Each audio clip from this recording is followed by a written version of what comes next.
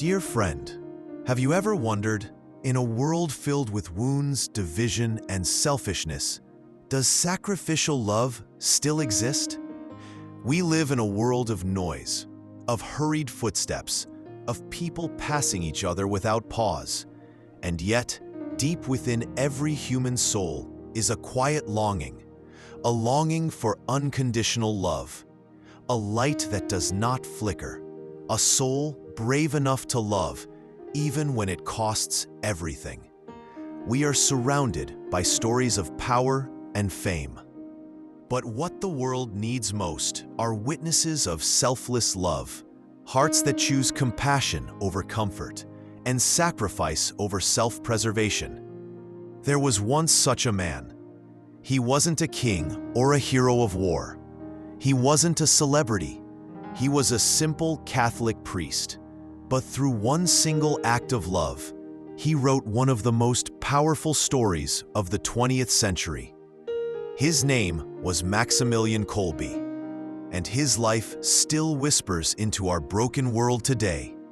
Love is stronger than death. Even in the darkest place, a soul that loves can set hearts ablaze. Maximilian Kolbe was born in 1894 in Poland, in a poor but devout Catholic family. As a child, he once had a vision of the Virgin Mary. She appeared to him holding two crowns, one white, symbolizing purity, and one red, symbolizing martyrdom. She asked, "Which one do you choose?" Little Maximilian answered, "I choose both." That simple response would shape his destiny, a life of complete devotion and eventual martyrdom, all for the love of Christ and souls. As he grew older, Maximilian joined the Franciscan order and became a priest. He had a fiery love for the Blessed Virgin Mary, whom he called the Immaculata. He founded a religious movement, a printing press, and a radio station to spread the gospel and devotion to Mary. He believed in using every tool possible to reach souls. But God had a different pulpit prepared for him, one that would not broadcast to millions, but would echo through history with the silence of sacrifice. In 1941, Kolbe was arrested by the Nazis for sheltering Jewish refugees and speaking against injustice. He was sent to Auschwitz, the notorious concentration camp where death became routine. In that place of unthinkable horror, Kolbe did not retreat into fear. He quietly became a beacon of light, sharing his meager food, encouraging the broken, and whispering prayers in the shadows. But then came the moment that would define him forever. When a prisoner escaped, the guards selected 10 men to die by starvation in retaliation. One of them, Franciscan, cried out, "My wife! My children!" And then, from the back of the line, a figure stepped forward. It was Father Kolbe. He approached the officer and said, "I am a Catholic priest. I am old. He has a wife and children. Let me take his place." The officer paused and granted the request. And just like that, love triumphed over fear. In the starvation bunker, where cries of despair once echoed, something miraculous unfolded. Because of Father Kolbe, that room became a sanctuary.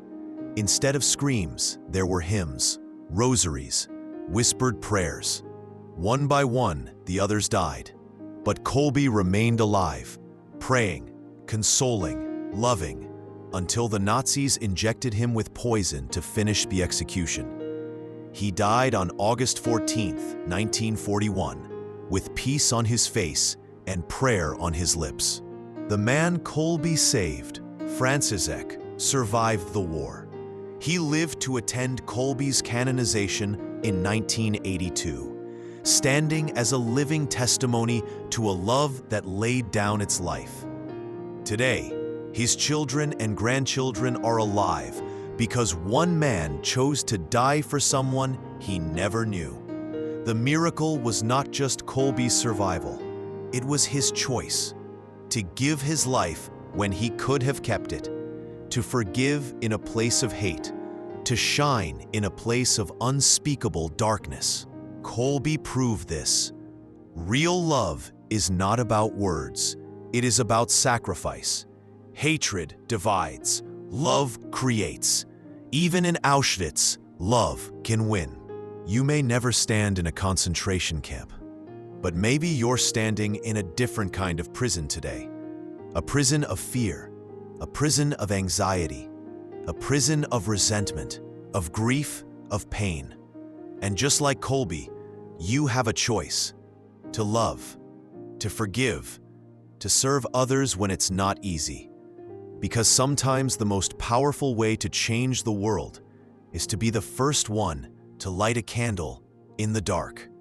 Lord, teach me to love when it hurts, to give when it costs, to forgive when it's undeserved, and to lay down my pride so that others may rise. Like Saint Maximilian Kolbe, help me live not for myself, but for you, and for every soul you place in my path. Amen.